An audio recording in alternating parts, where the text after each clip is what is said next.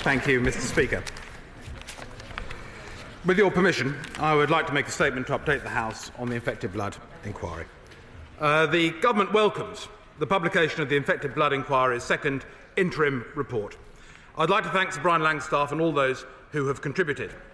The infected blood inquiry has done a huge amount of work on an intensely complex issue, ensuring that victims' voices are heard. I've been deeply moved by the testimonies outlined in the latest report, and the victims' bravery in coming forward should not be overlooked. The issuing of the second interim report, specifically on compensation, was not anticipated by the Government until we were informed by the inquiry in February this year. However, we very much appreciate and welcome Sir Brian taking this approach. The Government is considering intensely the recommendations outlined in this report, and work is underway at pace across all relevant departments to respond fully. My right honourable friend, the member for Maidenhead, announced the infected blood inquiry in 2017 to examine the circumstances that led to individuals being given contaminated blood and blood products in the UK. The inquiry, chaired by Sir Brian Langstaff, commenced on the 2nd of July 2018, and I'd like to reiterate our total endorsement for my right honourable friend's point that the contaminated blood scandal of the 70s and 80s should simply never have happened. In tandem with the ongoing inquiry, my right honourable friend, the member for Portsmouth North, as the then Paymaster General, commissioned Sir Robert Francis KC to produce a compensation framework study in anticipation of a recommendation from the inquiry to set up a compensation scheme. The findings of this study were published in June 2022. Shortly after this, Sir Brian published his first interim report of the infected blood inquiry in July 2022. In his report, Sir Brian recommended that the Government make interim payments to infected individuals and their bereaved partners. The Government accepted this recommendation in full on the 17th of August 2022, and interim compensation payments of £100,000 have been paid to those infected individuals and their bereaved partners registered with existing support schemes. As I said to the House in December, we have much to do, and I wish to assure the House that this is a priority for the Government and we will continue to progress it. Those are my words in December, and I would like to assure the House that this commitment absolutely remains. Sir Brian's most recent report sets out what the inquiry recommends as an appropriate means of compensating both those infected and affected, and the mechanism for delivering that compensation. In doing so, it sets out the complexity of what is a multi-layered issue. The recommendations in his report outline that those infected and affected should be granted legal support, and infected and affected people and the estates of infected people should be able to claim for categories of loss against 5 awards: Injury Impact Award, Social Impact Award, Autonomy Award, Care Award and Financial Loss Award. This is rather than claiming on individual assessment of each application. In addition, those dissatisfied with their compensation payments should have redress through an appeal to a structure outside of the compensation scheme. The report has also proposed mechanisms Sir Brian thinks would ensure the fairness of the compensation scheme. He has recommended that a scheme is administered by an arm's-length body, chaired by a High Court judge or equivalent, and advised by legal and medical professionals, as well as the beneficiaries of the scheme. In addition to this, Sir Brian has proposed that the route through the courts should still remain open to beneficiaries. Sir Brian has agreed with much of Sir Robert's study, though there are also differences in approach. For example, Sir Robert outlined in his study that the scheme should be delivered locally in each of the 4 nations, as this was the preference of the victims. Sir Brian has recommended that the scheme is delivered by a central body, whilst continuing the support provided by the existing infected blood support schemes, which should be continued and guaranteed for life by legislation or secure government undertaking. There is also divergence in the consideration of scope of those eligible for compensation payments, including the extension of payments to those with hepatitis B and not providing payments to the estates of those affected. Sir Brian's interim report is detailed. It is only right that the Government will need to consider the complexities they set out thoroughly when preparing our response. The House will recognise that health is a devolved matter, and I will be discussing the report with my colleagues in the devolved administrations. As I said at the start of my statement, the Government welcomes the publication of the infected blood inquiry's second interim report to assist its ongoing work. However, we do not underestimate the complexity of these recommendations. which do need careful consideration. For example, Sir Brian recommends that an arm's-length body, in which His Majesty's Government would have no ongoing role beyond providing taxpayer funds as required by the body. On anything like this scale, this would be a new departure and does have implications for accountability of government, which will need careful consideration alongside how its financial implications will be managed. I would, however, like to reassure the House that while the government is progressing work to ensure that we are in the best possible position to respond fully at the end of the inquiry, every recommendation by Sir Brian, including in relation to timing and a further interim payment, is receiving intense focus. My colleagues in the Department for Health and Social Care are aware of the issues Sir Brian has raised in relation to psychological support. Under the current psychological support scheme for England, there is provision for a grant of up to £900 a year for established beneficiaries and family members for counselling and talking therapy. The Department for Health and Social Care is undertaking research to look at the psychological support needs so that decisions on commissioning of bespoke service are based on robust evidence and meet the requirement. In closing, I would like to reiterate the need for pace.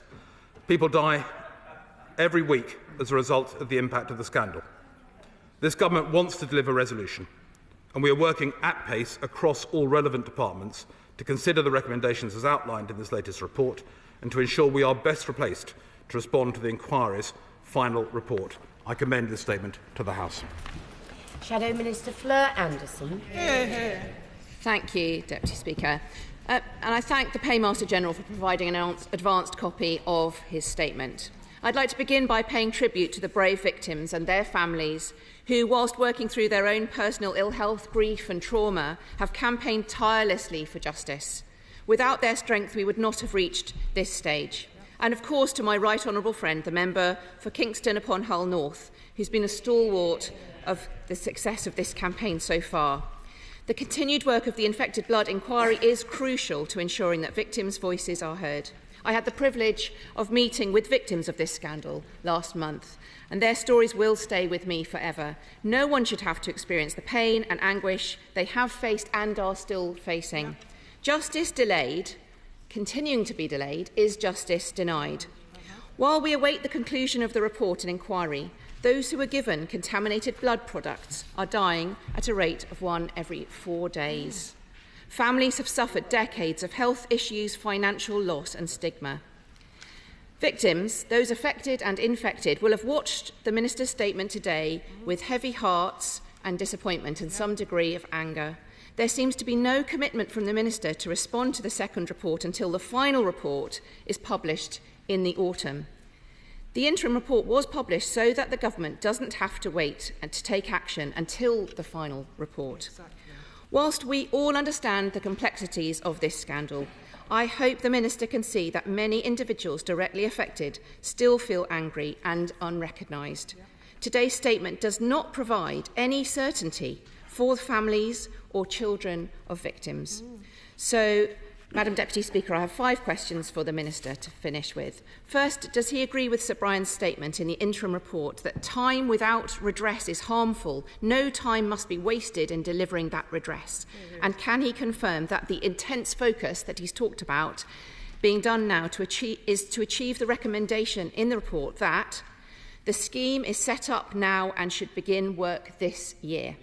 Second, how can he provide more reassurance to family members of victims, including parents who lost children and children orphaned when their parents died? Third, the Paymaster General talked about work underway. If the government plans to accept these interim findings, officials must start now verifying, registering directly affected people and their families urgently to understand the size of the group and to speed up the payments. Can he confirm whether this is already taking place? Fourth, will he commit to more regular updates on the progress and direction of travel on this issue ahead of the inquiry's final report later this year? We shouldn't have to keep squeezing this information out of the government because it compounds the pain of the victims. And finally, will he agree to meet with me and my right honourable friend, the Shadow Chancellor of the Duchy of Lancaster, so that we can work together to deliver the justice the victims deserve? Minister. Thank you, Madam Deputy Speaker, and I thank the Honourable Lady for her her remarks. She was right to pay tribute to many MPs in this House, including the Right Honourable Lady and my Right Honourable friend, who have really campaigned tirelessly on this over a long period of time. I'm grateful for the work of the APPG. And I'd also actually mention some of the members of the media who've actually been absolutely the forefront of pushing this for a long period of time. But above all, the Honourable Lady is right to refer to the victims. And I know, I'm very conscious of the fact that there will be tens of thousands of people watching this statement today who are desperate to see a resolution of this. Every time there is another iteration, every time there is a cause for me to be in this place, it is a source of anxiety and of concern and of worry and of, I'm afraid, I'm sure, disappointment every time there is another statement and we don't have the final resolution. What I would say is we've travelled a long way.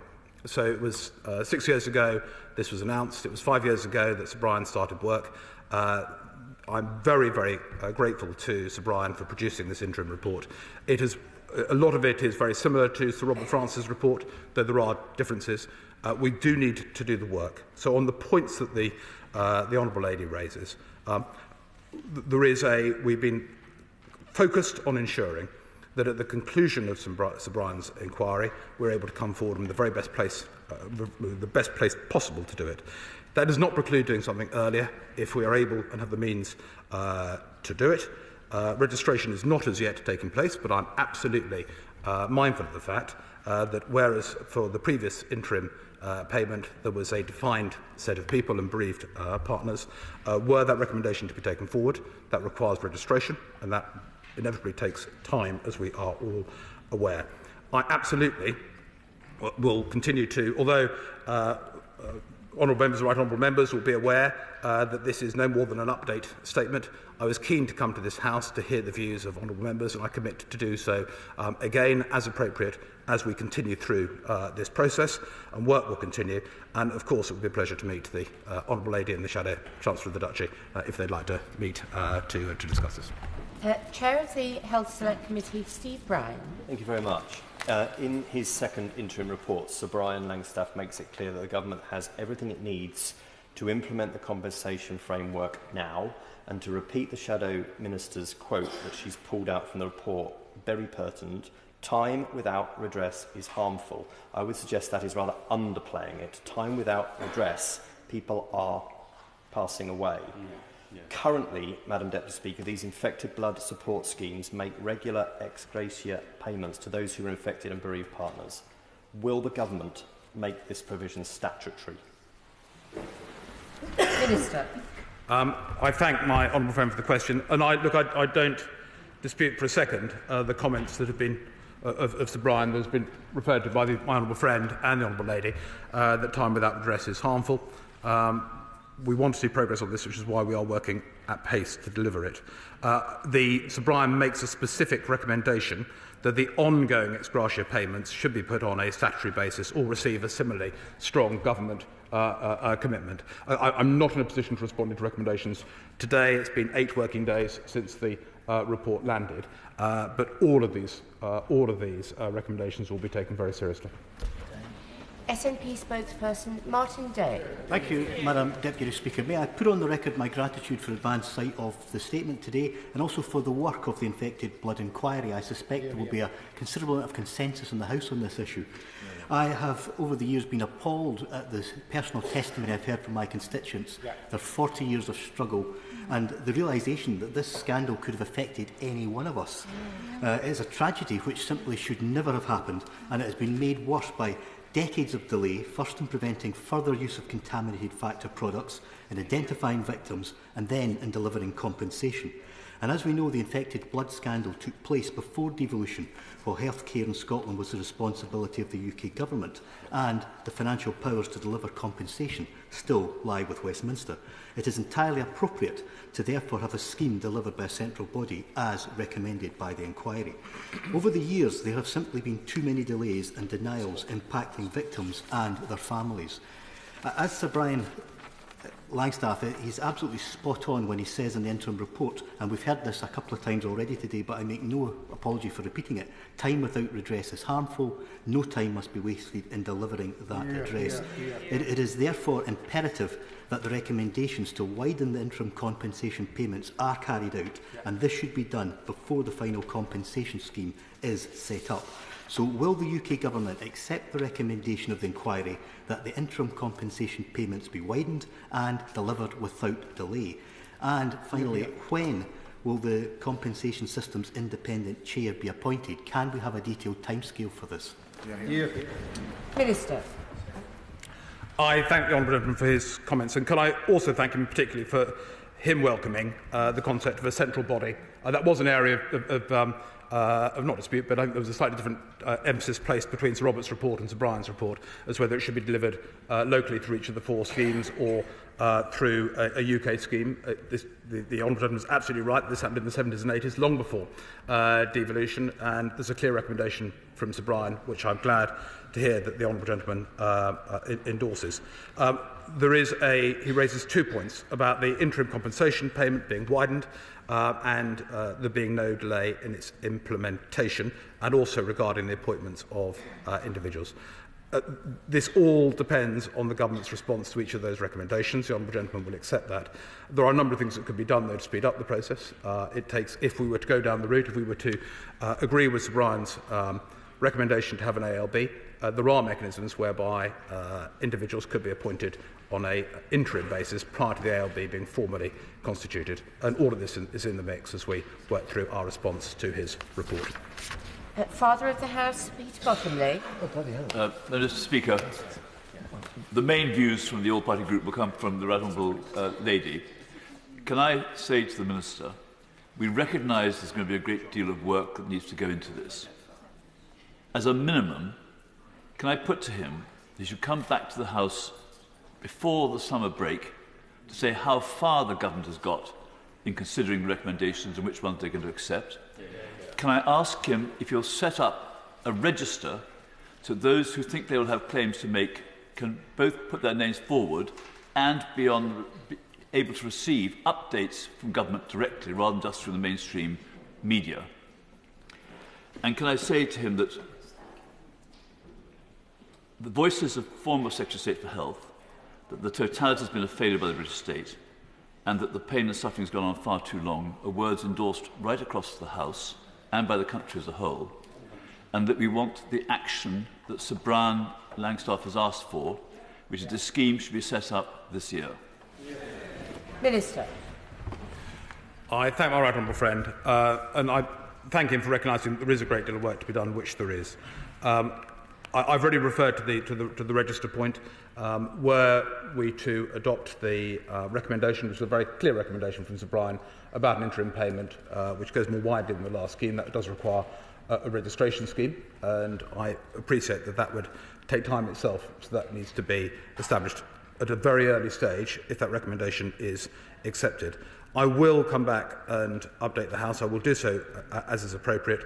I hope that would certainly involve before the summer break. Dame Diana Johnson. Thank you, Madam Deputy Speaker. And can I thank the Minister for making the statement today?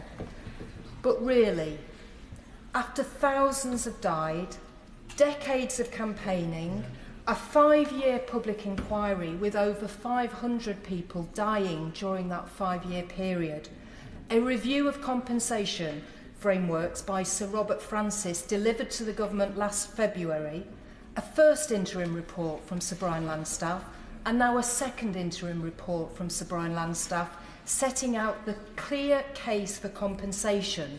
Enough is enough. Sir Brian Langstaff is very clear in his report. He says the scheme need not await the final report to begin work. It will clearly take political will to act quickly, but the circumstances here warrant it. So can the Minister explain to me and the thousands of people who will be watching this statement this afternoon, what exactly is the problem? Why isn't there the political will from this government to deliver justice to this group of people? Minister. I thank the Right Honourable Lady. She has been a constant and incredibly effective champion for those affected and infected. It was about time, but it was this government that did institute this inquiry. We've made a huge amount of progress in having an inquiry, in having very clear recommendations on compensation coming from Sir Brian. We want to act at pace and we want to act swiftly, but it's also vital that this is done properly. So there is a huge amount of work. The nature of the report, the recommendations that Sir Brian makes, they are unprecedented for an unprecedented circumstance.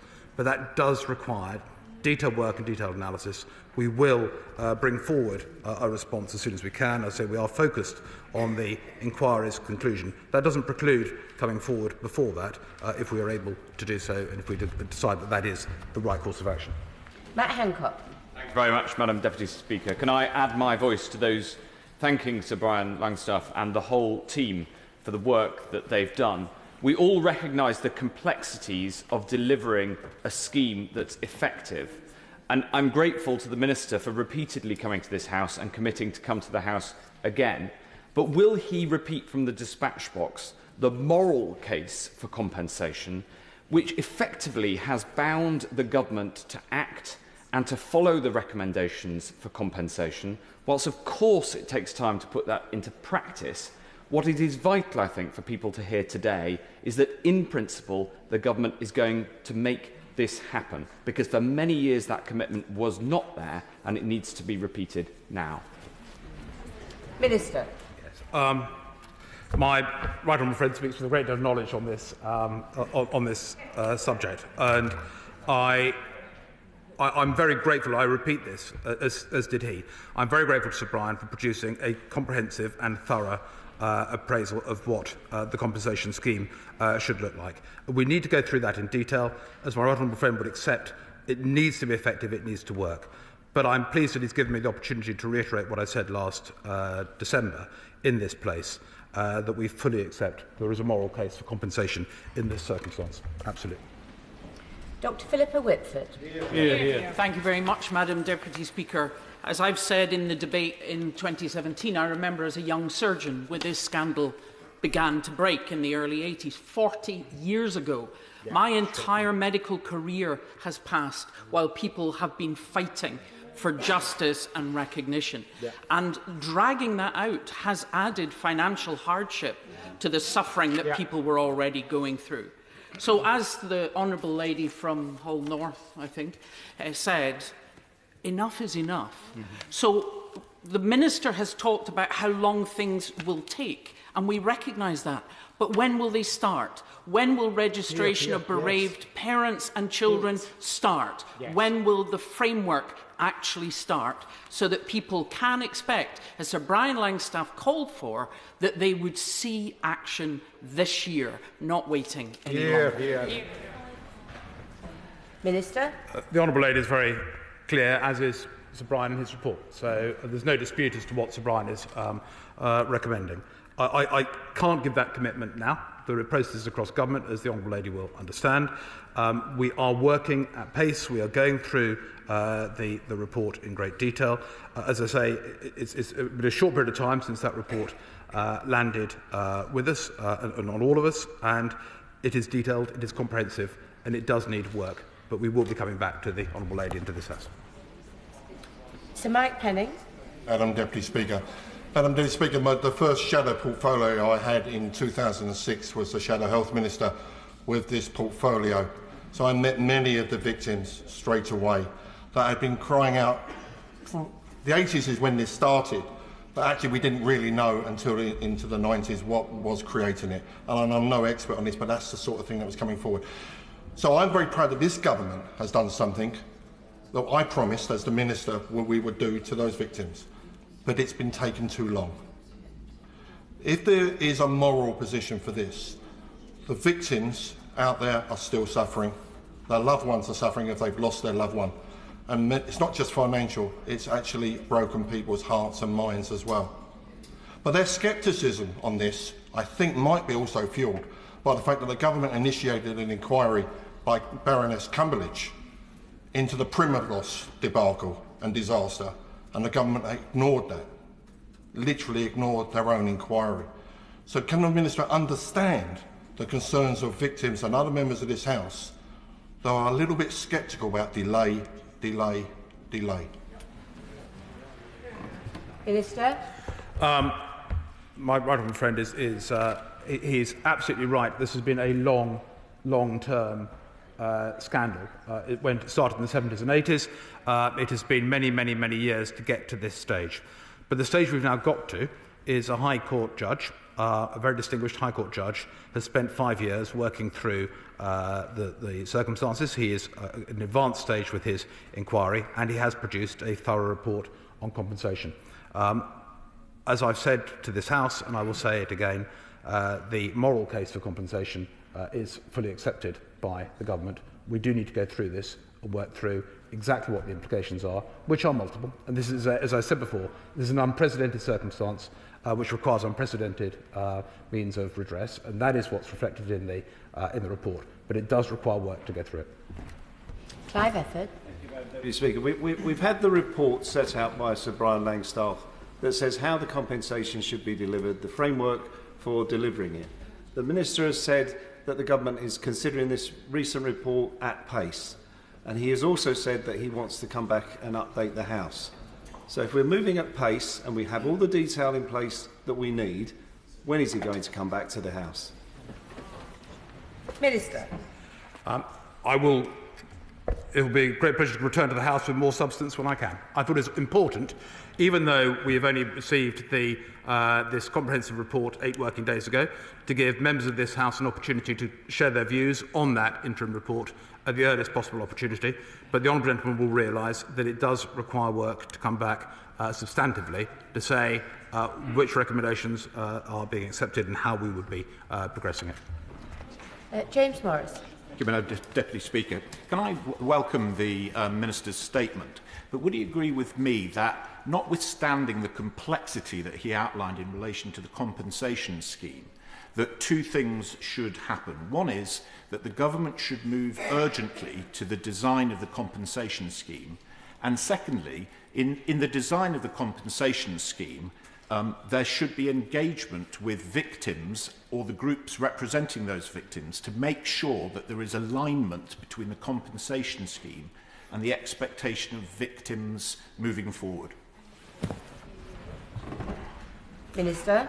I totally understand where my honourable friend is coming from.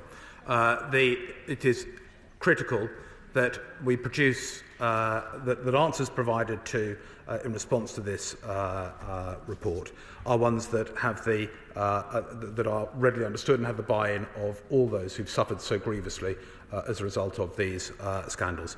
I'm very keen to engage with the victims.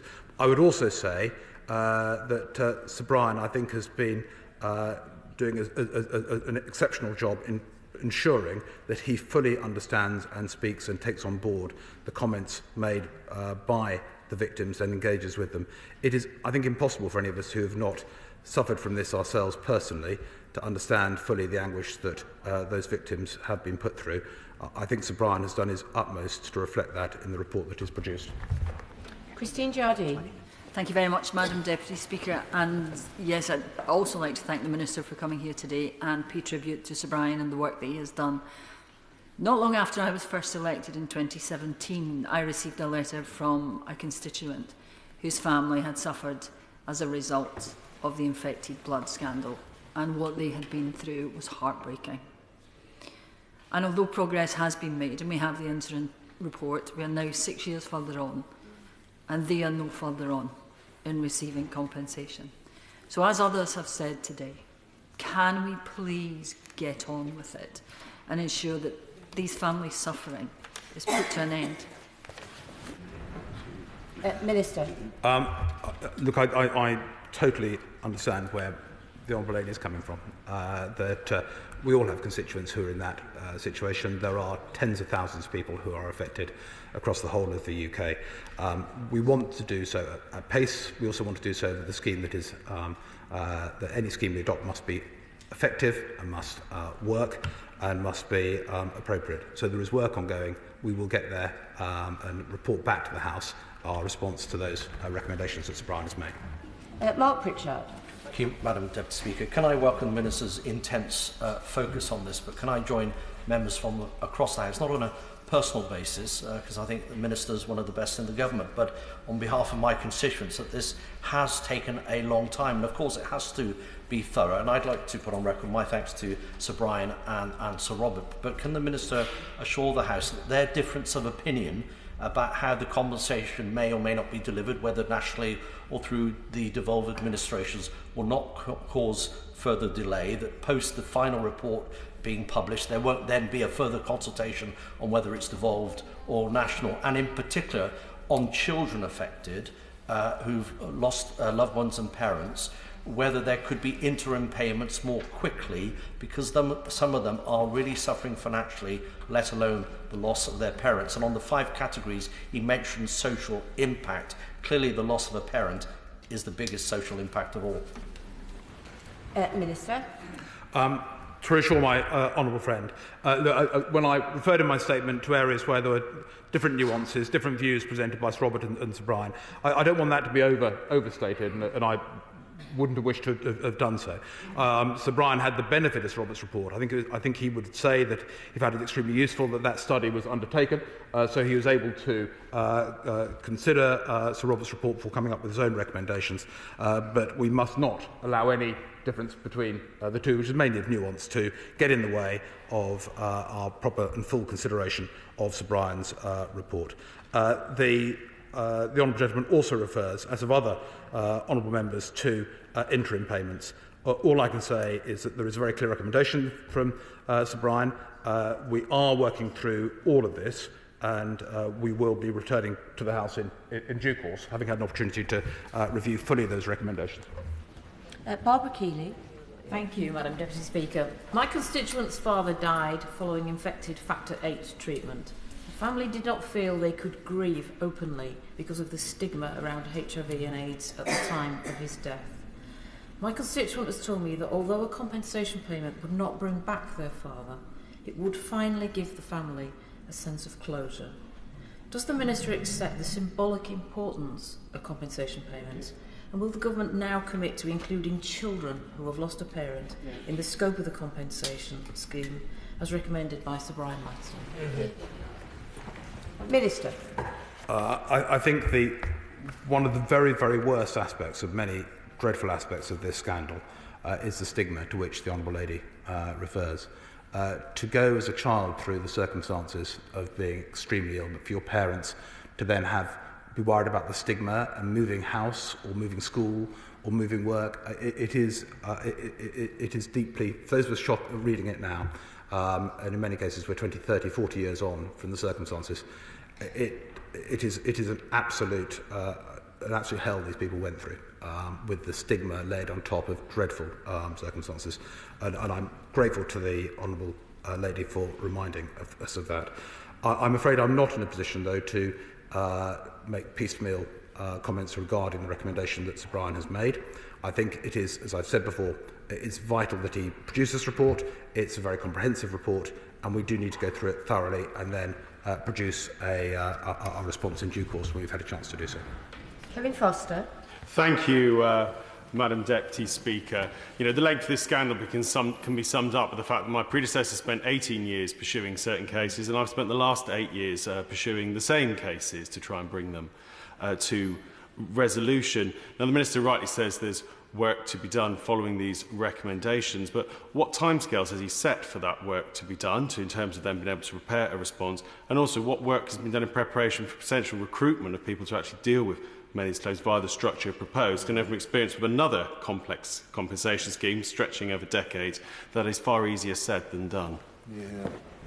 Minister. My honourable friend raises a good point. There is work was undertaken prior to the release of the second interim report based on Sir Robert's original study, which helps us considerably. We're now working at pace to go through the changes, but also going through what the government's stance will be overall. But we are working at pace. I'm not going to set a timeline to it, but we are. On recruitment, Martin Friend raises a good point, that if a ALB route is the way forward, there's no time needs to be lost in finding a route for good people who've got expertise to be brought into the process prior to the formal establishment of an ALB, if that's the route we go down. Drew Hendry. Thank you, Madam Deputy Speaker. The gut-wrenching truth of the matter is that people are decaying and dying while his government dithers and delays. The people who are concerned in this will have heard nothing new today from the Minister. So can he, for their benefit, so that they know he's fighting for them, confirm that he believes the recommendations to widen the scope of the payment should be agreed? And will he fight for those compensation payments to be made this year to the people affected? Minister. What I would say to the honourable gentleman is that it would be wrong to characterise the circumstance today as there being one of no progress. The fact that Sir Brian Langstaff has produced his report is a huge step forward. As I say, it is fantastic that he has come forward with the second interim report specifically on compensation. I already accepted on behalf of the government, I speak on behalf of the government, on behalf of the government I accepted the moral case for compensation back in December. We now need to go through what Sir Brian has written, which has been the culmination of many years' work, and then take decisions on that, and then come back to the House. Jonathan Dinockley. Thank you, Madam Deputy Speaker. And I welcome the Government's clear determination, as shown by the Minister today, to move faster towards a just resolution to this sad and terrible scandal. As an MP representing a Huntingdon family devastated by this affair, who were long concerned at the inability to engage with ministers, will my right honourable friend now confirm that ongoing engagement with victims' families will take place with proper understanding for their tragic plight? Minister. Thank you, Madam Speaker. And I can confirm to my right honourable friend, yes, if there's... I previously met, I think most of us in our constituency capacities have been aware of the victims of this dreadful scandal.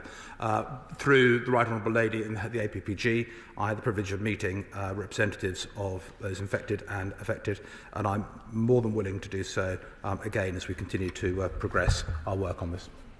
Ian Lavery. Thank you, Madam Deputy Speaker. The Minister is absolutely correct. There's tens of thousands of people fixed to their televisions today expecting a resolution to this inquiry. They're disappointed. I'll tell you why they're disappointed, Minister. Because they haven't got time on their side. There's hundreds have already died, and there's more dying on a week-by-week basis. They haven't got time on their side. So we need to ensure that the government respond fully to this report. We need to ensure that the government set out a clear timetable on actions for this report. Remember, there's people dying as the government are dithering and delaying. Minister. The honourable gentleman is absolutely right, alas, that the victims of this continue to die. Actually, Sir Brian makes a comment in his second interim report that we don't necessarily know the full scale of the medical impact of what went on in the 70s and 80s, and conditions are, in some cases, worsening. So the point is absolutely well made. The honourable gentleman says we must respond fully. We must, and we will do so when we have done the work that is required. Damien Moore. Thank you, Madam Deputy Speaker. And, I welcome on behalf of my constituents affected by this the sensitivity in which the government has been dealing with it. However, the lack of urgency is undermining that goodwill on behalf of victims and their families, and it's letting victims and their families down every single day. How long is it going to be between accepting one of these points and implementing them? Would it not just be easy to implement them now? And I think listening to members and the way they've spoken today, the best thing to do would be to implement them and work on getting this support to families as soon as possible. Minister. Thank you, gentlemen. There is urgency, I can assure him, in terms of our response. As I say, it was 8 working days ago that the report was produced. We are working at pace to go through it. We will continue to do so. We need to determine our view on all of those recommendations, but that does not necessarily preclude us taking individual steps between now and the conclusion of the inquiry, and we will continue to work. Jessica Morden. Thanks, Madam Deputy Speaker. Please don't delay this any longer. I know the Minister will say it's complicated. He said that at the last statement, but the government's known about this for a long, long time and should have been preparing. And bereaved families like the Smiths in my constituency, whose case I've been raising for 18 years now, need interim payments now. Does the Minister really get that those who have waited years for justice and for redress just can't afford to wait any longer? Minister. I'm familiar with the constituency case of the Honourable Lady. She's raised it many times, and I'm familiar with the sad story, which is one of so many around this House. I cannot add to what I've said earlier. I recognise the strength of feeling in this House and in the infected and affected communities. We absolutely do, and I'm grateful that we have, with Sir Brian's report, a really thorough analysis for us to work through. Chris Stevens. Thank you, Madam Deputy Speaker. Does the Minister accept that the uncertainty of when the Government will fully respond to this report risks damaging people's mental health? I'm thinking of a number of constituents who've contacted me that there's a real impact on mental health, and so can he set out an actual timetable, or does he have a timetable in his head for action? And does he also accept the principle of making interim payments to bereaved parents and children, many of whom gave up their working careers, many of whom did not reach their educational and academic potential because of the years they were caring for their loved ones? Minister. On the timetable, Madam Deputy Speaker, we are determined to be in the best possible place to respond to the inquiry when it concludes. But as I've said to other honourable members, that doesn't preclude us doing other steps earlier if that is what we determine to do as a government. We are working at pace to go through all of the implications of the report. On the second point that the honourable gentleman raises, I can't go through individual recommendations at this stage. He will appreciate why, but I do recognise the extremely strong case that Sir Brian has made for a number of those who have been affected, including carers who have given up a great deal to support others. Tulip Siddiq. Thank you, Madam Deputy Speaker. One of my constituents contracted hepatitis C from a botched blood bag in the 1980s. Her daughter wrote to me last year, and I quote, she said, "I'm furious that you have grudgingly decided to pay interim compensation after she finally could fight no longer, 7 weeks after she died. In the meantime, I'm left with grief and nothing else to show for all the misery.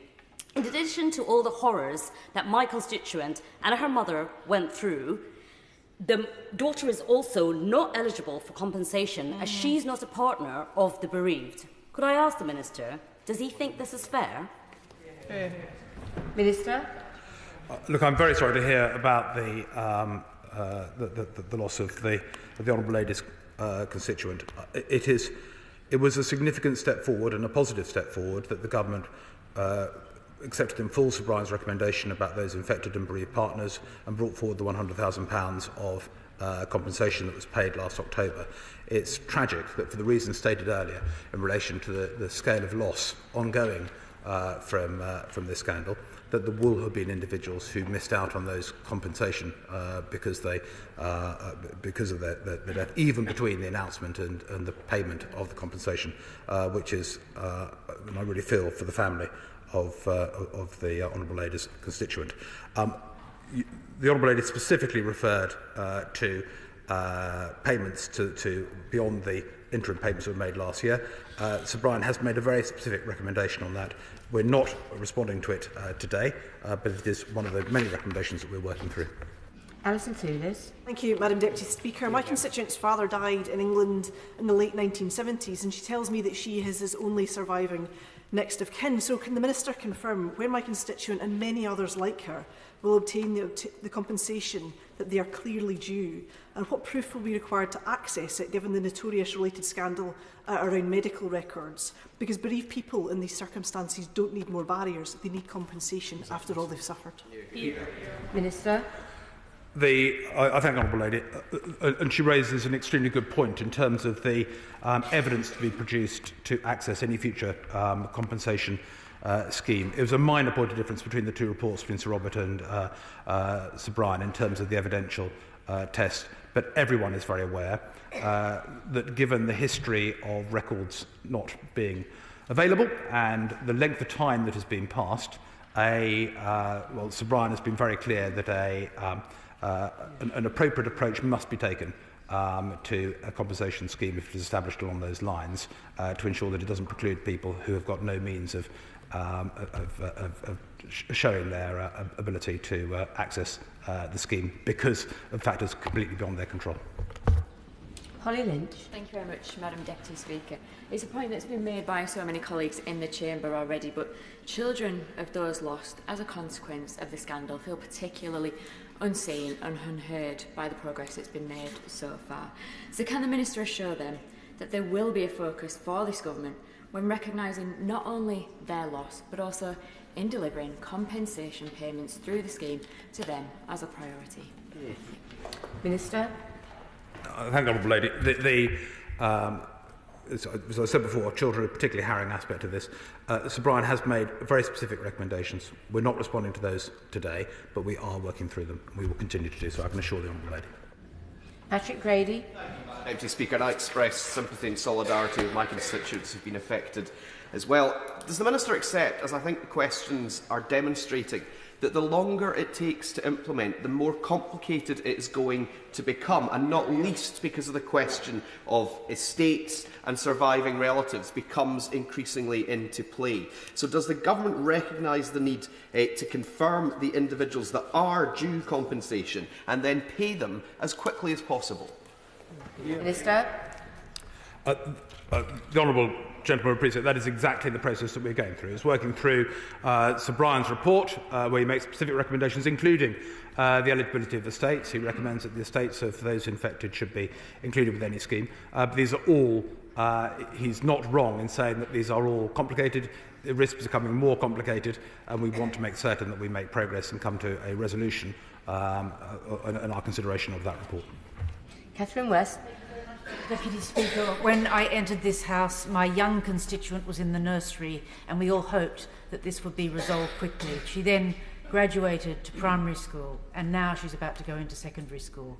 The loss of her father was absolutely devastating to this terrible infected blood scandal. Two questions. One is, will she receive compensation? Because there seems to be a question about whether children will get compensation. And secondly, the psychological research is only being done now to look at the support needs. How can it be that after this many years that the research is only beginning now to look on commissioning a bespoke service? And will he apologise for that specific delay? Minister. I can't confirm the details of what would be within a compensation scheme if that comes forward, simply because that is the work we are undertaking now. I recognise the urgency represented by the Honourable Lady. In terms of the psychological needs, there are different progress has been made around the United Kingdom. There are schemes established in Scotland and Wales and Northern Ireland. There is £900 available every year in England, but there is being work undertaken now to ensure that there is that a tailored scheme would be absolutely appropriate, and that is ongoing, and we expect to hear over the next few months as to what the answer will be on the psychological scheme. That's something which has been conducted by my ministerial colleagues in the Department of Health. Anna Bardell. much, Madam Deputy Speaker. I am afraid that it is simply not good enough. It is like Groundhog Day for our constituents who have been impacted by the contaminated blood scandal. And it's not good enough to come to the dispatch box when there's been so much time and so many reports with so little to say to our constituents. Constituents like mine, Vera Gaskin and Linda Cannon. Linda emailed me last night to say the consequences for me have been devastating. My life has been ruined beyond belief. I lost my husband 37 years under horrendous circumstances which were hard to bear. Decades have gone by, Madam Deputy Speaker, and nothing has been done. We welcome the reports. Of course we welcome the reports, but the Minister must not use those to hide behind and kick the can down the road for those victims. There's clearly cross-party support for taking those interim measures, so why doesn't he get on and do it? Minister. The Honourable Lady is absolutely right. This has been going on for decades. That was why it was vital that the inquiry was set up as it was in 2017 by my right honourable friend, the member for Maidenhead. This is a significant moment in the course of that inquiry. The production of an interim report, specifically dealing with compensation, was delivered 8 working days ago. It's extraordinarily important that that's been made. It is a thorough report. We need to go through it. So I recognise the determination from all sides of this House to see this to resolution. I recognise the frustration of the Honourable Lady, and she's reflecting the frustration of her constituents and many others I know. But it was only during the Easter recess that this report was established. We need to work through it, and we need to come back to this House when we've done that work. Charlotte Nichols. Thank you, Madam Deputy Speaker. Today's statement is incredibly light on substance or actual commitments, and there is no reason that the government could not begin verifying and registering those affected in preparation for the publication of the final report for the swift delivery of compensation. The Minister's own statement reiterates the need for pace, and yet there's no commitment to even beginning this or a vague timeline when this might be begun at a time when victims are dying every week and we're in a sustained cost of living crisis. Justice delayed is justice denied. Why is the government causing further unnecessary delays with their inaction? Have the victims and their families not already suffered more than enough? Minister. I recognise the determination of the Honourable Lady.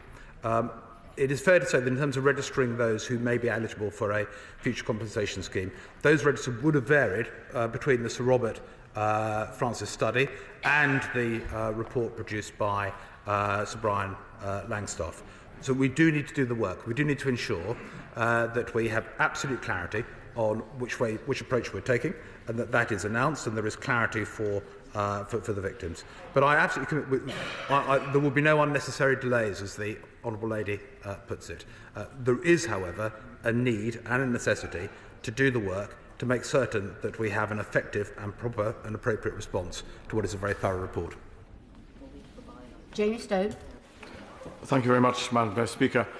I have a constituent called Brian Ross, and I have his permission to use his name here. His family have been known to my family for generations. He received contaminated blood in the 1980s, and like so many others, is left susceptible to cancer. And I've sat down with him and I've talked to him about the stress, the fear, the really black fear that surrounds him and his family. For Brian Ross's sake, can I ask the Minister to make sure that nothing impedes some scheme for him? We don't know how long he's got. And in working with the victims, their legal representatives, and indeed, the Minister mentioned the devolved institutions, let's make sure that nothing is a glitch in all this. And please do this for Brian Ross's sake. Minister. The Honourable Gentleman speaks from the heart, and I totally recognise the issues that he raises on behalf of his constituent, Mr. Ross. I can only reiterate that we've come a long way on this subject. 2017, this was established. We now have a thorough report specifically on compensation. That is a major step forward from where we were at any stage prior to 8 days ago. And we will do all the work and ensure that we come back with a proper and full and appropriate response. Ruth Cadbury. Thank you, Madam Deputy Speaker. My constituent's son received infected blood in the 80s, and the trauma and cost on that family is incalculable, as described by many other MPs here today. Time is not on the side of many of these families. I'm going to ask the Paymaster General a specific question, because he seems to avoid giving any specific facts of what's going to happen now. Is it not unreasonable to have a compensation scheme up and running by the end of this year? Minister. That is what Sir Brian recommends. So Sir Brian believes that it is possible to achieve that. We need to work through and produce our response to Sir Brian. I'm not in a position to confirm timings as yet or what our response will be. But the Honourable Lady is absolutely right in saying that Sir Brian Langstaff recommends that we should be in a position to put to get a scheme in place by the end of the year. We need to do the work. We need to be able to come back to this House. Stuart C. MacDonald. Thank you, Madam Speaker. Could I first of all argue in favour of the importance of the independence of the compensation scheme? I think many, perhaps not all, people here would argue that the Windrush compensation scheme, for example, was hindered by its lack of arm's length from the Home Office. And secondly, could I also ask, in anticipation that the Government does accept recommendations about the scope of the compensation scheme, could he look to use information from the infected blood support schemes to start registering and verifying those who will qualify right now in order to save some time further down the line? Minister. Look, I thank the Honourable Gentleman. We are, as part of the work I alluded to, looking at a whole range of compensation schemes, and they come in different shapes and sizes. There's been none from the Windrush he refers to, Armed Forces Compensation Scheme, some of the MOG tribunal work, but there is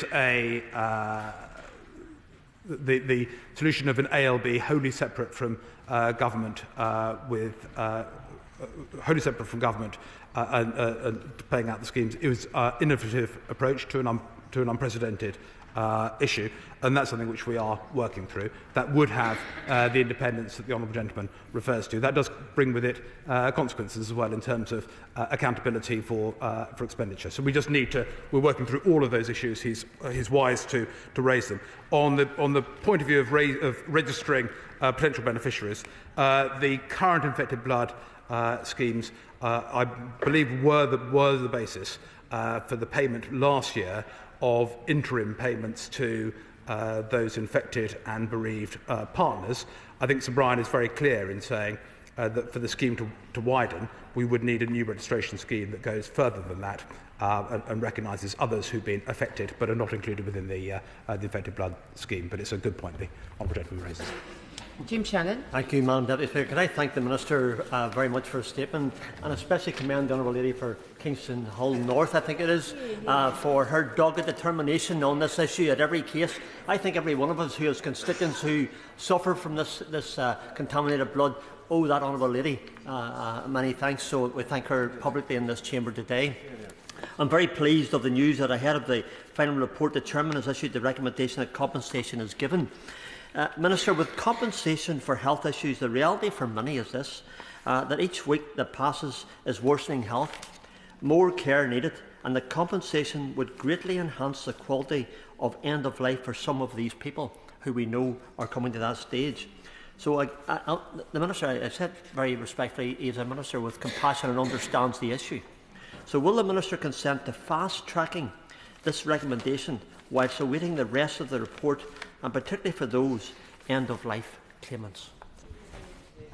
Minister. I thank the Honourable Gentleman, indeed all Honourable Members who have contributed to this statement. He makes a very powerful point, as so often. And it's a powerful point that comes out from Sir Brian Langstaff's report. We will do the work. We will come back to this place having done so. There is a powerful case being made by Sir Brian, but the work needs to be undertaken. We do need to do that properly, and I look forward to coming back to the House in due course when we've made more progress. I thank the Minister for his statement, and we now... point of order. Sir Christopher Chope. Madam Deputy Speaker, can I seek your help? What can be done to force ministers to honour commitments made to this House at the dispatch box? On the 24th of March, the Vaccines Minister, to whom I've given notice of this point of order, during my adjournment debate about COVID-19 vaccine victims, promised to come to an early meeting of the APPG on vaccine damage. Despite exhaustive efforts, it has proved impossible to obtain any date from the Minister. We've offered any time, any place, but we can't get any offer back from her or her department. Today, I attended the inquest into one vaccine victim, Dr. Stephen Wright, whose widow and mother heard the coroner confirm that Stephen's death at the age of 32 was caused by the AstraZeneca vaccine. We heard earlier from the Paymaster General that the government is very keen to hear the voices of victims. As it is now more than 6 months that I've been trying to get the health ministers to meet vaccine victims, the Paymaster General's words don't ring very true. This is just not good enough, and we owe it to people like the victims of Dr. Stephen Wright and his widow and children. We owe them something more than the government is currently given. We owe them respect from the government, which they're not currently receiving. Well, I thank the honourable gentleman for his point of order. As he will know, it is not a matter for the chair, but Mr. Speaker does expect ministers to keep commitments made in the chamber. The Treasury front bench, and we do have the health whip here with us, will, I know, take back the point that the honourable gentleman has made, and I hope that will lead to some progress for him. Thank you. Point of order, Sir Mike Penning. Thank you very much, Madam Speaker. And Mr. Speaker, and yourself was kind enough to allow me to do a point of order. If you did 39 years in this House, and there are a few colleagues in this House that have done 39 years, there will be a lot of people standing up and saying what a fantastic job you have done. But if you've served this House for 39 years, there's almost no recognition. So I want to put that right today. Stuart Shearer, Lancashire, and I only know him as Stuart because he's one of the chefs that smiles at everybody, has served us in this House, and previous to me being here, in every form of catering establishment in this House. On the last day of last month, he retired after 39 years. I want to pay tribute to him and his colleagues that don't get the recognition in this House that they often deserve. Not only for him being a fantastic chef and actually a gentleman and a smile on the face nearly every morning when we go to breakfast, but for the charitable work he has done over the years. For the Movember, that silly moustache that some of us put on every year, but he actually excelled at. And actually being an elf when I impersonated Father Christmas at Christmas for the children's Christmas party. And it is a sight to behold because he's a formidable gentleman that makes my tummy look very small. And he won't mind me saying that. He won't mind. But him in tights was something I'll never forget, and it's sad that he has retired. Yeah. Well, I do thank the right honourable gentleman for that point of order, and I think the reception from all sides of the House to his tribute to Stuart shows how much he has been appreciated during his 39 years, and I think everybody here has appreciated what the right honourable gentleman has said. I hope that Stuart will have heard that, and that he and his family will be, I'm sure, pleased to hear the deep affection in which he has been held throughout that time, and the respect that we have for the service that he has done to the House. So I thank the right honourable gentleman. So we now move on to a presentation of Bill Sir Ed Davey. Burglary, police response bill. Second reading.